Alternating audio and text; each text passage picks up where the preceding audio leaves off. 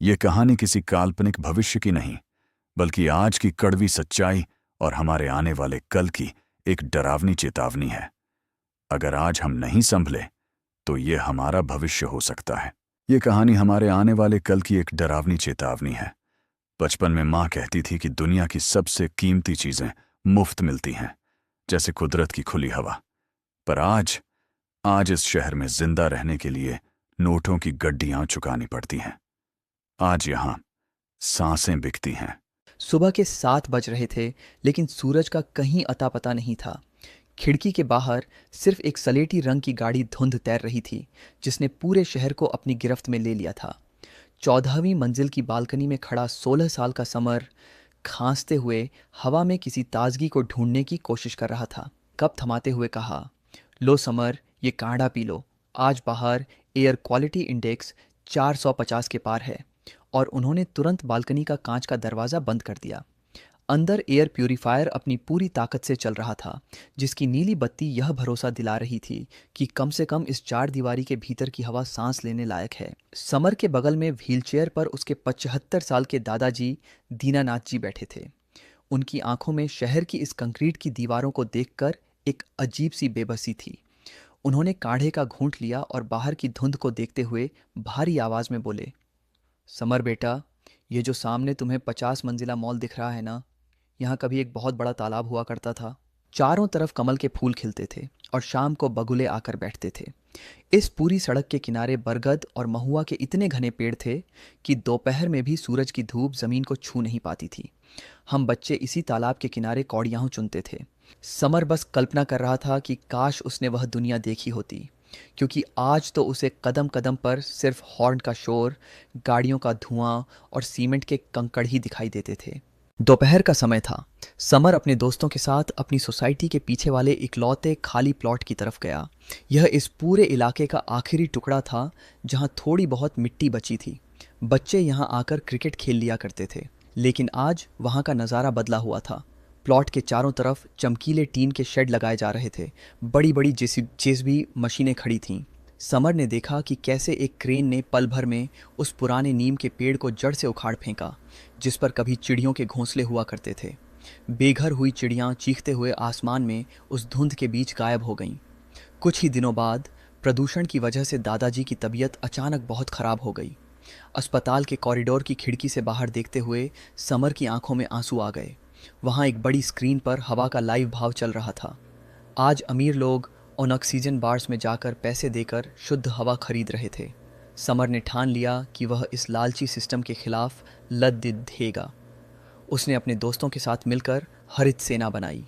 वे रात के अंधेरे में निकलते और शहर के चौराहों और खाली पड़े सरकारी प्लॉटों में चुपचाप पौधे लगाने लगे। इंसान के लालच पर बच्चों की सूझबूझ की यह एक खामोश क्रांति की शुरुआत थी। दादाजी ने समर के सिर पर हाथ रखा और भारी आवाज में बोले, बेटा, इंसान का लालच एक ऐसा कुआं है जो कभी नहीं भरता। जब तक आखिरी पेड़ नहीं कट जाता, आखिरी नदी जहरीली नहीं हो जाती, तब तक इंसान को समझ नहीं आएगा कि वह नोटों को खाकर जिंदा नहीं रह सकता।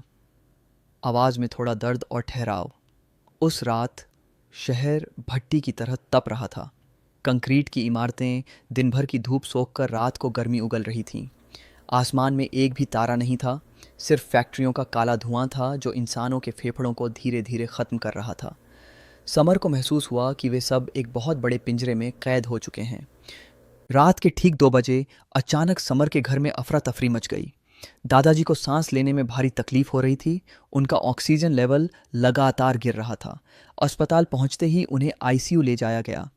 चारों तरफ मरीजों की चीख पुकार और डॉक्टरों की भीड़ थी, आवाज़ में बेबसी और कड़वाहट।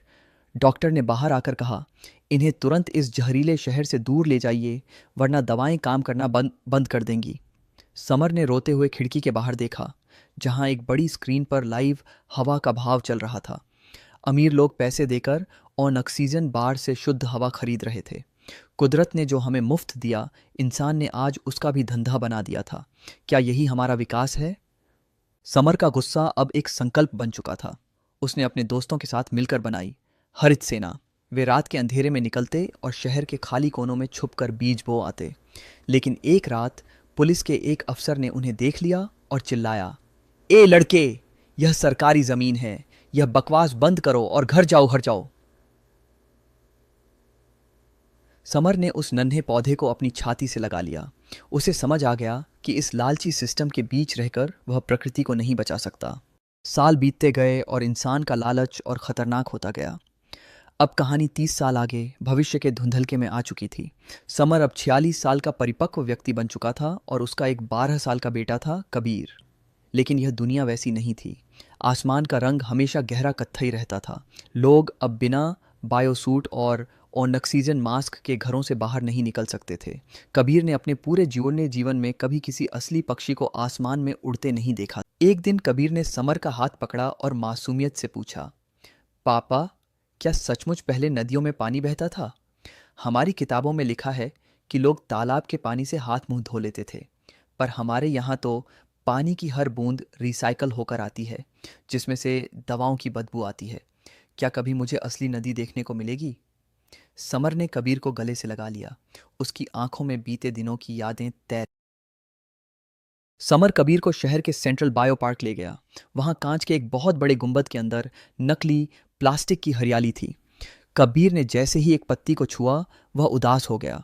वह सिल्क और प्लास्टिक की बनी थी। लाउडस्पीकर से चिड़ियों के चहचहाने की नकली आवाज़ें गूंज रही थीं। समर ने ठंडी सांस लेकर कहा, बेटा, आज से 10 साल पहले इस शहर की आखिरी गौरैया ने भी दम तोड़ दिया था। अब इस नई पीढ़ी को दिखाने के लिए सरकारों ने यह नकली पार्क बनाया है। कबीर को महसूस हुआ कि वह किसी सुंदर बगीचे में नहीं, बल्कि इंसानों की बनाई एक आलीशान जेल में खड़ा है। को दादाजी के पुराने बक्से से एक डायरी मिली। उसके पन्नों के बीच एक पुराना हाथ से बना नक्शा छिपा था।